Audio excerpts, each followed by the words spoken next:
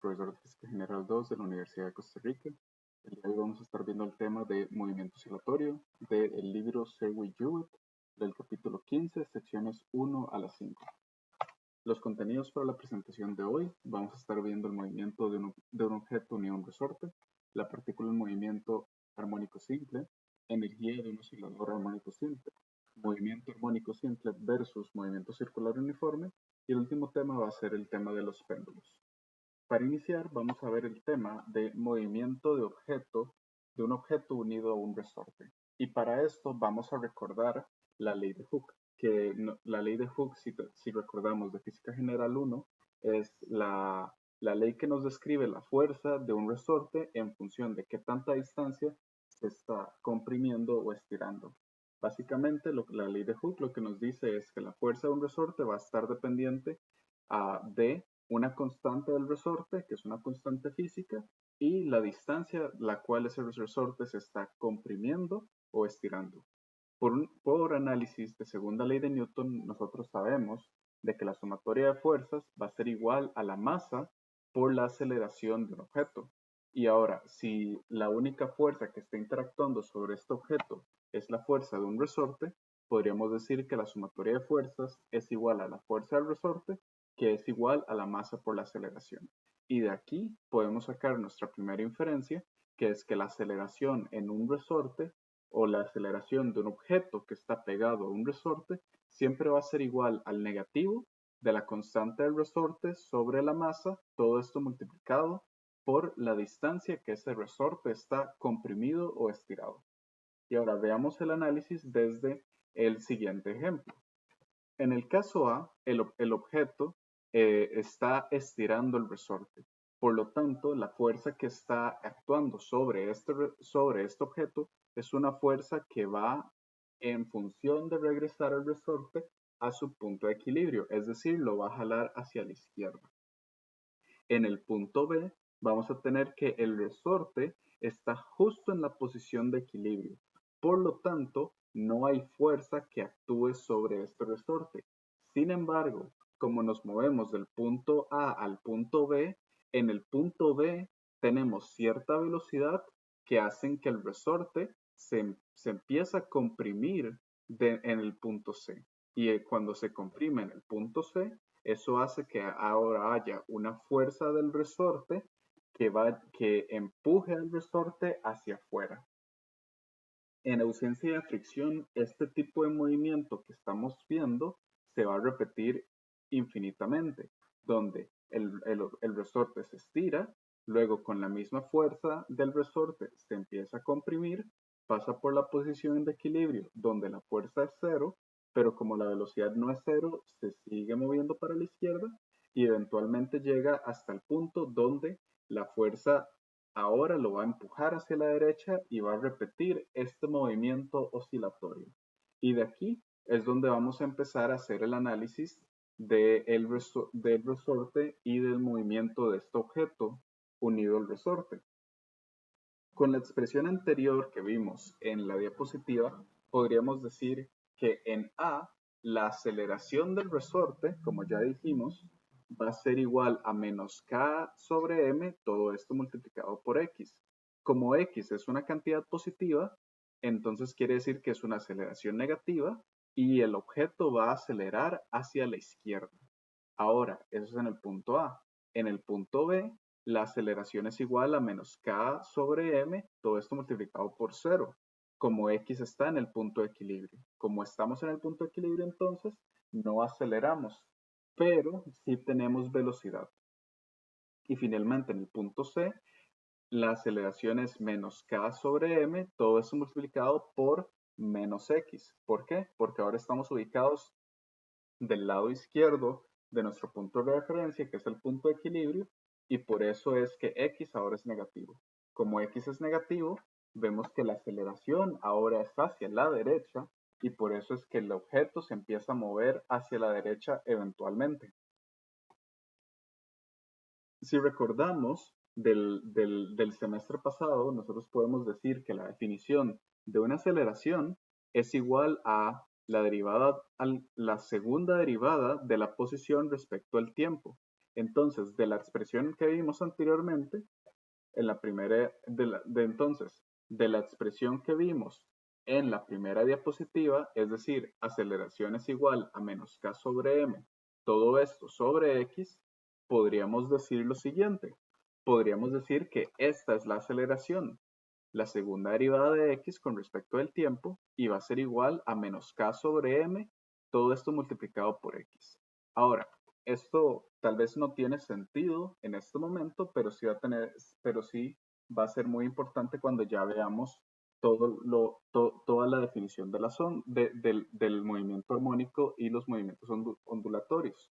En este caso, lo que vamos a hacer es, para simplificar, es que omega al cuadrado va a ser igual a k sobre m. Entonces vamos a hacer esta simplificación, este cambio, y vamos a utilizar entonces que la segunda derivada de x con respecto al tiempo va a ser igual a menos omega al cuadrado sobre x. Y ahora, para los que ya llevaron ecuaciones diferenciales, tal vez este tema sea bastante familiar, que es que vamos a tratar de conocer la ubicación de la partícula en función del tiempo. Y para poder encontrar esa ubicación de la partícula, tenemos que hallar la función x de t que cumpla esta segunda ecuación diferencial, esta ecuación diferencial de segundo grado. Entonces, vamos a ver qué es lo que se hace.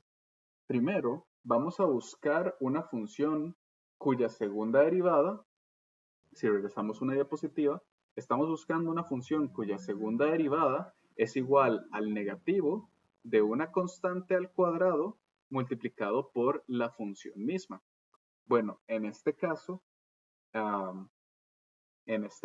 las funciones que cumplen con estas condiciones son las funciones trigonométricas. Entonces vamos a hacer esta prueba diciendo que x de t va a ser igual a una amplitud multiplicado por el coseno de omega t más phi. En este momento podríamos decir que si x de t es esta expresión, v de t, que es la derivada de x con respecto al tiempo, va a ser igual a menos omega por la amplitud por el seno de omega t más phi. Vean acá que el omega sale por la regla de la cadena en derivación. Y finalmente, podríamos decir que la aceleración, que es la derivada de la velocidad respecto al tiempo, o la segunda derivada de la posición respecto al tiempo, es igual a menos omega al cuadrado multiplicado por la amplitud, todo esto por coseno de omega t más phi. Y aquí otra vez un omega salió del coseno debido a la regla de la cadena a la hora de hacer la derivada. Es decir, que esta función a por coseno multiplicado por omega t más phi me cumple la condición de que es una función cuya segunda derivada es la misma que la función original, pero con un signo negativo y con una variable que está elevada al cuadrado. Muy bien, con esto vamos a decir de esta definición, y eso fue la razón por la que cambiamos a un omega, es que la variable omega le vamos a llamar la frecuencia angular. Y según la definición esta que usamos, el omega de esta ecuación va a ser igual a la raíz de k sobre m. Muy bien. Y además también podríamos decir que la variable phi va a ser la constante de fase y representa la posición inicial de oscilación.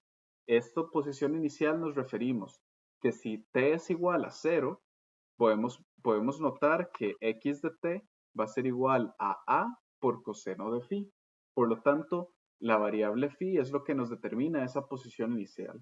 Y la variable a es la que representa la amplitud de la oscilación, que tanto se estira hacia arriba esta onda cuando se está moviendo. Además, por ser un movimiento oscilatorio, podemos determinar distintas características. Las más importantes son el periodo y la frecuencia. Pues el periodo lo podemos definir como 2pi dividido entre omega, donde 2pi se refiere a la distancia total a la distancia total que se mueve esta función sinusoidal en un solo periodo dividido entre omega, que es la frecuencia angular. Y por la definición que utilizamos, esto será 2pi por raíz de m sobre k. Y la frecuencia, que la definición de la frecuencia es el inverso del periodo. Por lo tanto, vamos a obtener que va a ser 1 sobre 2pi por la raíz de k sobre m. Y como ya dijimos anteriormente, también tenemos la amplitud y la fase. Muy bien, desde este punto también podríamos hacer el siguiente análisis. Que si x de t es igual a la amplitud por coseno de omega t más phi, bueno, también nosotros ya dijimos que v de t va a ser igual a la derivada de esta expresión, pero además también podemos obtener que el v máximo, la amplitud más grande de la velocidad, va a estar dada por el valor absoluto de el componente de esta función que no está dentro del seno, es decir, omega por a, el valor absoluto omega por a, es decir, omega por a. Y también podemos hacer lo mismo con la aceleración, donde la aceleración ya sacamos que es menos omega cuadrado por a coseno de omega t más phi, y la aceleración máxima, la amplitud de esta aceleración va a estar dada por el valor absoluto de lo que está afuera de la función trigonométrica, es decir, omega al cuadrado por a. Muy bien, desde aquí ya vimos el concepto de este movimiento oscilatorio y qué sucede en una partícula que se está moviendo en este movimiento armónico simple. Ahora vamos a ver el tema desde la perspectiva de la energía, y esto es la energía de un oscilador armónico simple. Nosotros ya hemos dicho, desde las diapositivas anteriores, ya dijimos que la velocidad de un oscilador armónico simple va a estar dada por menos omega por a por el seno de omega t más phi. Y si utilizamos esta expresión y la colocamos dentro de la definición de la energía cinética, nosotros sabemos que la energía cinética es la energía que se da debido al movimiento. Y para tener energía cinética necesitamos sacar un medio de la masa por la velocidad al cuadrado.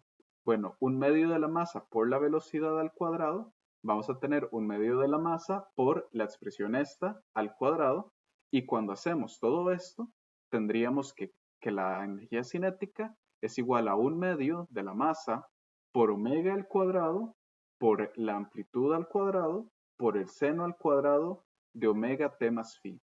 Y si simplificamos esto, sabiendo que omega es igual a raíz de k sobre m, podríamos tener esta expresión final, que está aquí abajo, que la energía cinética es un medio de k multiplicada por la amplitud al cuadrado por el seno al cuadrado de omega t más phi. Y ahora vamos a guardar esto en algún lugar de nuestros cerebros y vamos a hacer exactamente el mismo análisis, pero para la energía potencial. Entonces, como estamos haciendo el caso de un resorte, tiene sentido que hagamos la energía potencial del mismo resorte.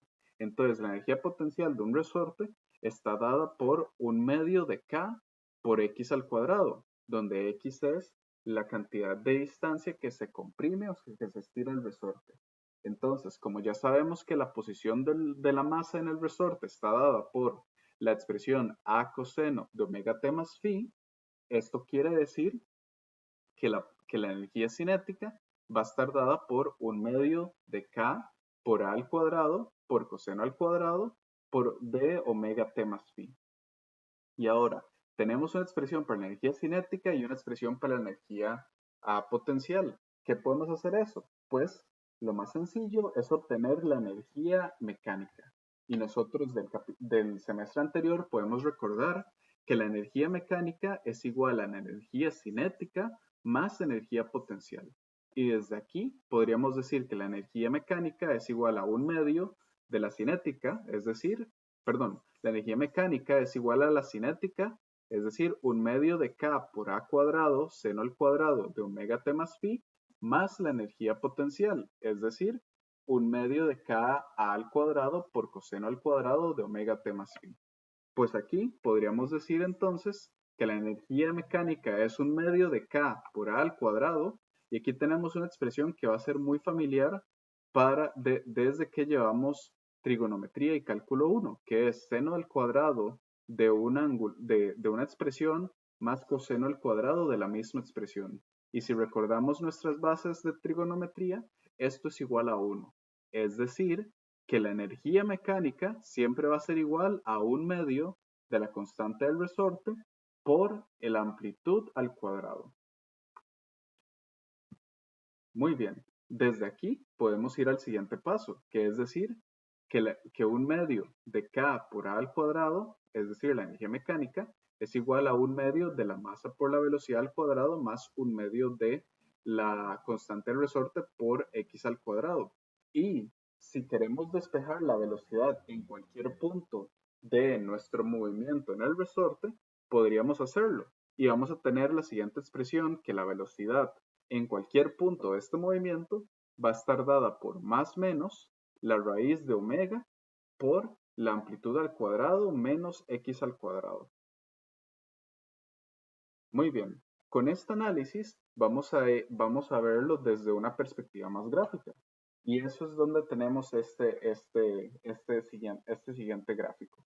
Ahora, si recordamos del semestre anterior, a menos de que haya fricción, la energía mecánica siempre se conserva.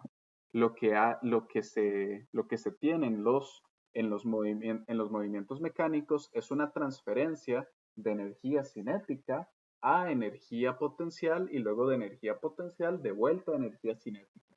Y ahí las energías cinética y potencial se van intercalando, pero la energía total del sistema, como no hay fricción, esa nunca cambia. Y eso es lo que podemos ver en estos ejemplos. En el caso de la primera imagen, la imagen en el punto A, tenemos que es una aceleración máxima. Como es una aceleración máxima, sabemos que el estiramiento del resorte también es máximo, es decir, que x es igual a a. Desde aquí, justo en este instante, la velocidad es igual a 0. Podemos decir que la aceleración es igual a menos omega al cuadrado por a. No hay energía cinética puesto que no hay velocidad y la energía potencial es máxima, es 1/2 de K por A al cuadrado. Cuando nos movemos del punto A al punto B, más bien ahora la aceleración es 0 porque estamos justo en el punto de equilibrio, pero hay una velocidad que nos está llevando hacia la izquierda. Y entonces aquí se hace una transferencia de energía. ¿Por qué? Porque toda la energía que antes era potencial en la parte A, ahora es cinética en la parte B. Y nos movemos para la izquierda. Y entonces empezamos a comprimir el resorte y tenemos el punto C, donde más bien la aceleración es máxima, pero hacia la derecha. Y empezamos de vuelta con este movimiento oscilatorio, donde vamos desde un punto del extremo con una velocidad 0 y una aceleración máxima, hasta el punto de equilibrio con velocidad máxima y aceleración 0, de vuelta hasta el punto en extremo con aceleración máxima y velocidad 0.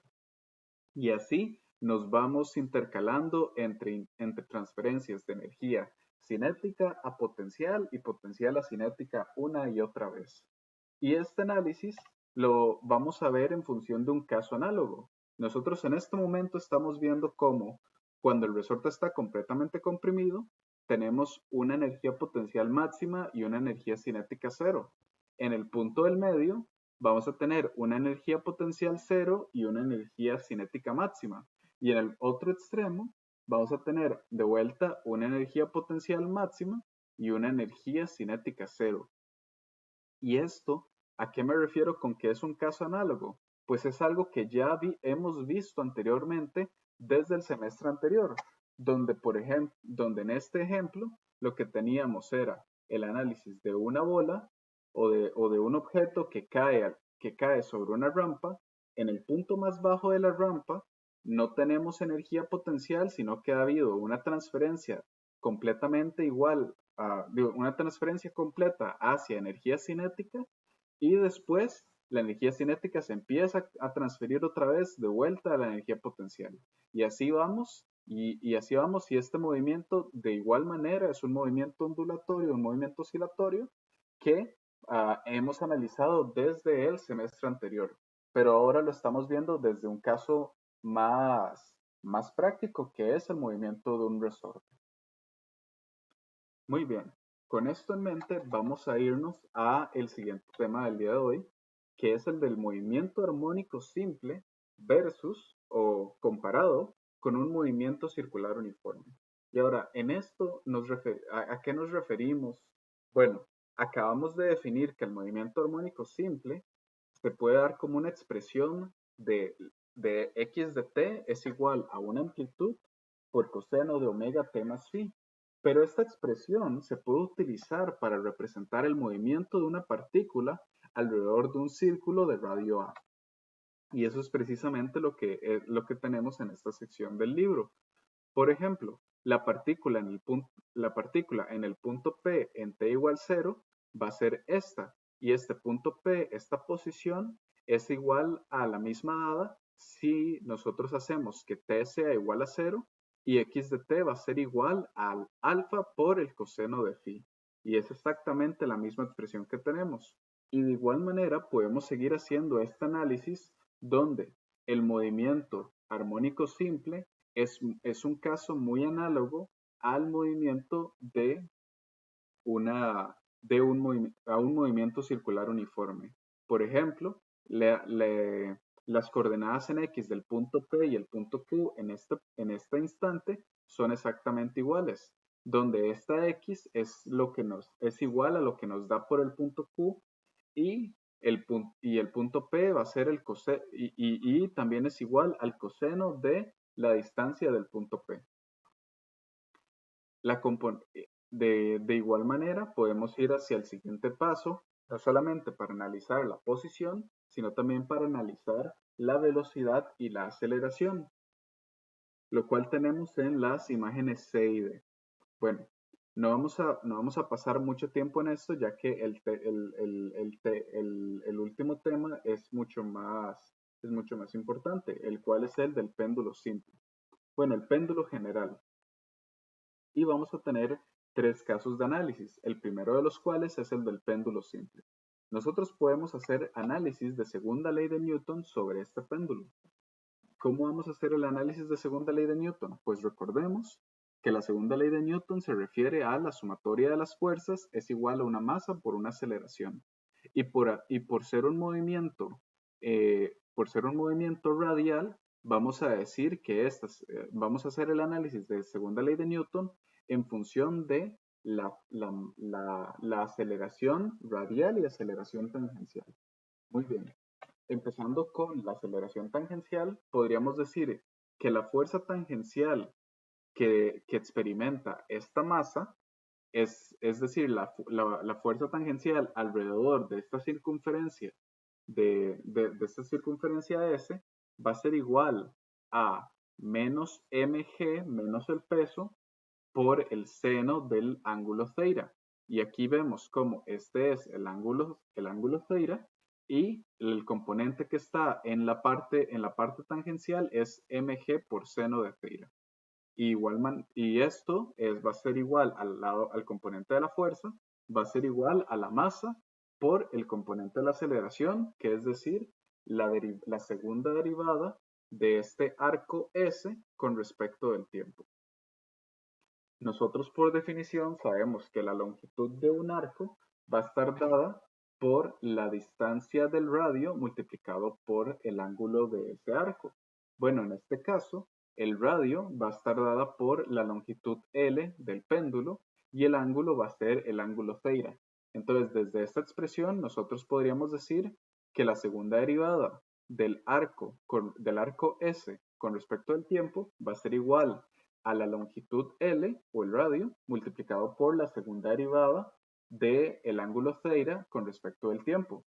Y si reemplazamos aquí, vamos a tener que la segunda derivada del ángulo θ con respecto al tiempo va a ser igual a menos g sobre L por el seno del ángulo θ. Ahora, vamos a hacer una aproximación para este tipo de análisis. Y vamos a decir que esto es para ángulos pequeños en el valor de θ. ¿Por qué vamos a decir eso? porque cuando estamos hablando de ángulos pequeños, es decir, cualquier ángulo, la mayoría de los ángulos que están entre los 0 grados y los 20 o 30 grados, entonces seno de θ va a ser igual, o lo podemos aproximar en gran manera, a la misma expresión θ. Y aquí vemos una similitud, que tenemos que la segunda derivada de la posición con respecto al tiempo va a ser igual a menos una constante multiplicada por la posición con respecto al tiempo. Y esto lo podemos recordar que es muy parecido o es análogo a la expresión con la que partimos del análisis al inicio de la clase. La segunda derivada de la posición respecto al tiempo, que es igual a menos una constante multiplicado por x. Y de aquí nosotros podemos ver cómo el péndulo simple se puede describir desde un movimiento oscilatorio, desde un movimiento armónico simple, donde omega va a ser igual a menos raíz de g sobre L y el periodo de este movimiento oscilatorio o de este movimiento armónico simple va a ser igual a 2pi sobre omega, es decir, 2pi por raíz de L sobre G. Y aquí esto es algo importante que notemos, que el periodo de esta oscilación no va a tener nada que ver con la masa del objeto, ni con la masa del objeto y desde hace cuánto se tiró, sino va a depender de la aceleración de gravedad del planeta donde estemos y de la longitud o el radio del arco desde donde estamos tirando el péndulo. Muy bien, este es el primer ejemplo de un péndulo que vamos a ver el día de hoy. Ahora, el segundo ejemplo, acción, que vamos a ver el día de hoy, acción, donde tenemos una cuerda básicamente, que básicamente no tiene ninguna masa, y está atada a un pivote de un lado y a una masa del otro lado. Y ahora, este no es el caso más común en la vida real, porque ya que todo siempre tiene masa. Pero para eso tenemos el siguiente ejemplo del péndulo, que es un péndulo físico. Y es básicamente un péndulo cuando el objeto es un objeto rígido. Y tenemos igual un punto de pivote, una distancia desde el punto de pivote hasta el centro de masa. Y en el centro de masa, que si recordamos lo que hacíamos el semestre pasado, el centro de masa es donde vamos a colocar todas las fuerzas que interactúan sobre esta masa. Bueno, desde esta perspectiva podemos utilizar la forma rotacional de la segunda ley de Newton, que es que la sumatoria de torques externos va a ser igual a el momento de inercia por la aceleración angular. Desde este punto de vista, podríamos decir que como la única fuerza que actúa es el peso y se ubica en el centro de masa de este objeto, entonces vamos a tener que menos el peso multiplicado por d seno de θ, y este d seno de θ, recordemos, es la definición de el momento de torsión o de los torques. Tenemos una fuerza multiplicada por la distancia efectiva entre la fuerza y el eje de acción del punto de pivote, o el eje de acción desde donde estamos midiendo este torque. Y aquí esto va a ser igual al momento de inercia por la segunda derivada de la posición respecto al tiempo. Si el ángulo es muy pequeño, podemos hacer la aproximación de que esto va a ser menos mg por d por el ángulo θ. Todo esto es igual a I por la segunda derivada de θ con respecto al tiempo. Y aquí, acomodando un poco los términos, vamos a tener una expresión que es que la segunda derivada de θ con respecto al tiempo va a ser igual a menos mg por d sobre el momento de inercia I. Todo esto multiplicado por θ. Y recordemos otra vez, esto es exactamente igual al caso que tuvimos al inicio de la clase, donde podemos decir que esta expresión también se cumplen las condiciones de un movimiento armónico simple. En este caso, el valor de omega va a estar dado por la raíz de m por g por d, todo esto sobre I, y el valor del periodo del movimiento de este péndulo simple va a ser igual a 2pi sobre omega, es decir, 2pi por la raíz de i sobre m por g por d. Muy bien. El último ejemplo para el día de hoy es igual otro ejemplo de un péndulo. Y este va a ser el péndulo de torsión.